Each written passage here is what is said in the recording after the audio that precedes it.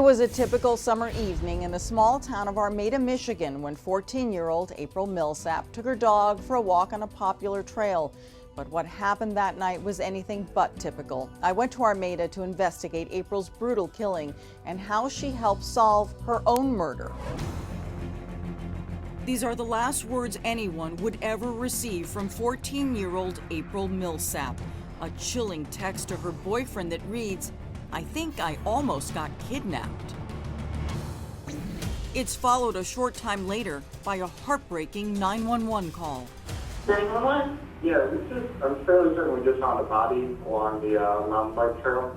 I think the last murder in the village of Armada was in 1973. Armada, Michigan is a small farming community an hour north of Detroit, but a million miles away from Detroit's big city problems and its crime. I'm police chief of the village of Armada Police Department. The village of Armada is tiny, just 1 square mile with a little more than 1,700 people.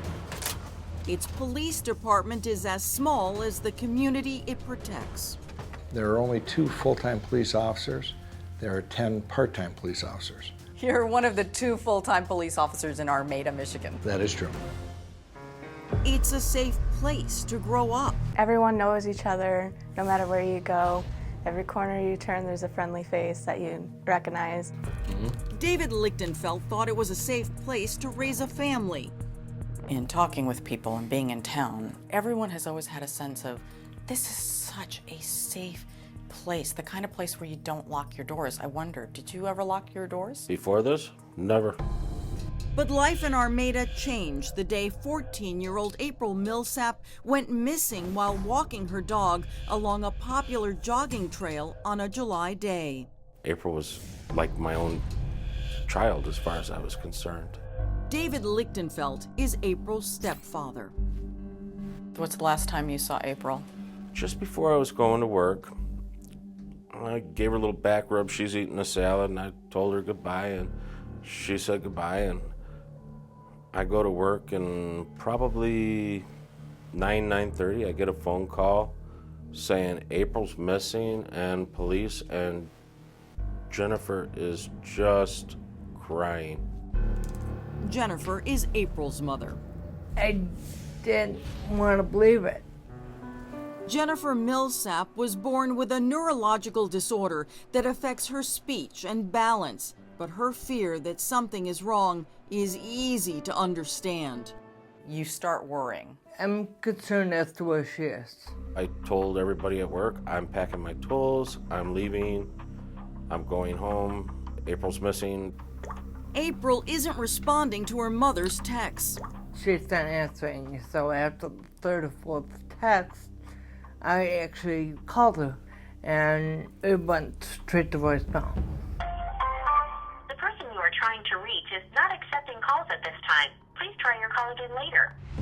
Jennifer calls April's boyfriend. He's hanging out with his friends, but reveals he got a text from the missing girl. So around 6:30, she sends a text to her boyfriend that she's in trouble, afraid she almost got kidnapped. But he doesn't get the text until an hour later. An hour, yeah, about an hour later, yes. That terrifying text is the last time anyone heard from April. Then a man riding a bicycle on the Macomb Orchard Trail spots Penny, April's dog, loose and frantic. Penny leads the man to April, and he calls 911. We just found a body along the mountain bike trail. Is it a male or a female? Female. About how old do you think she is? I didn't get that close. Okay. Is she on the trail? No, she's off of the trail, tucked back in the woods, her clothes are all taken off. By nightfall, most everyone in this tiny, close-knit community hears the news. April's friend Serena sends a text to everyone in her contact list asking if they are okay. April's the only one I didn't get a message back from. Serena is not the only one terrified about what this could mean. When April's mother reaches the crime scene, the news is not good. They described the clothes that April was wearing. That's the clothes our victim had on. When I found out, I'm kind of numb. Is there an anger within you, or is it just pain?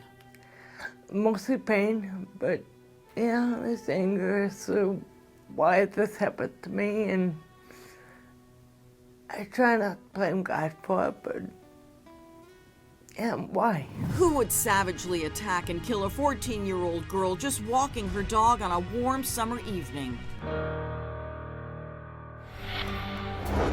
We're back with the murder of April Millsap. The teen's body was found not long after she texted her boyfriend about nearly being kidnapped.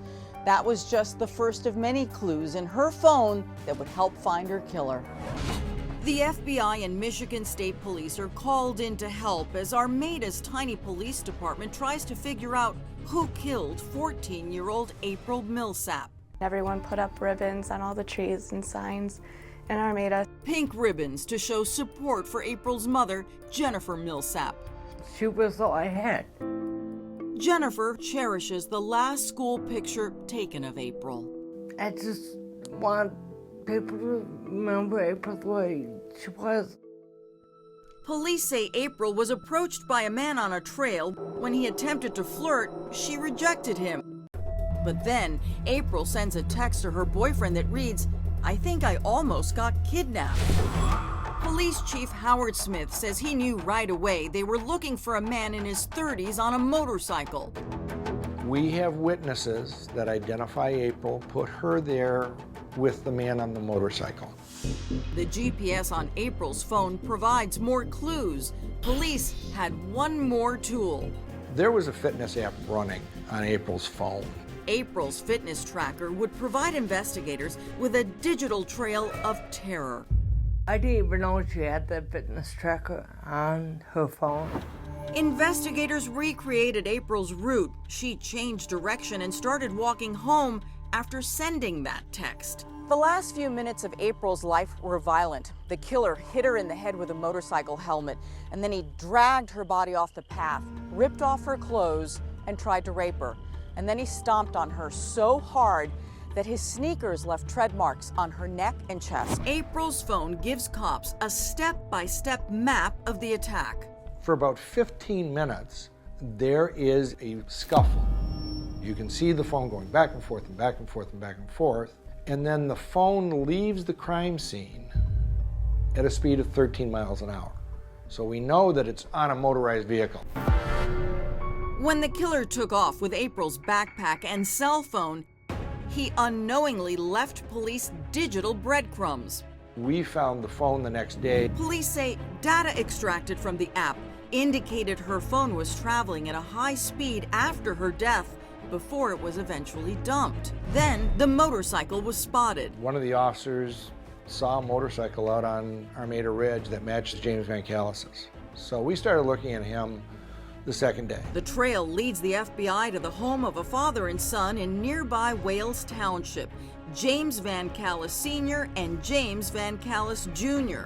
The two are arrested on unrelated drug charges. We did 2 searches out at Van Callis's house. James Van Callis Sr. is a registered sex offender convicted of having sex with a person under 13, but he's not the one police want. It's his son, James Van Callis Jr., who's arrested for April's murder. James made a comment at the first search warrant that everything he learned from his father. James Van Callis Jr. also has a criminal record. In 2005 and 2006, he was charged with breaking and entering and failing to pay child support. Police say Van Callis Jr. had been riding his motorcycle in Armada the day April was killed. James Jr. is charged with a long list of crimes, including first-degree murder for killing April. All rise for the jury. At trial, Van Callis insisted he was innocent, and his defense attorney points out there was no DNA evidence at the crime scene or on April's body linking him to the murder. DNA prints? Prints, no. Hair? No. Fiber? No. So when you showed up on the scene, anywhere around the body and in that area, did you see any motorcycle tracks? No, sir. Investigators never found the sneakers that made the stomp marks on April's body, but police say Van Callis's girlfriend observes something strange. She sees him cleaning the helmet and the shoes with hand sanitizer the night of the occurrence. After a 2.5-week trial, the jury reaches a verdict. We find the defendant guilty. As soon as they said guilty on all counts, it was a bit of relief to know that, you know, they got him. We got him. James Fancalis Jr. appealed his conviction, but the Michigan Supreme Court denied his appeal. We'll be right back.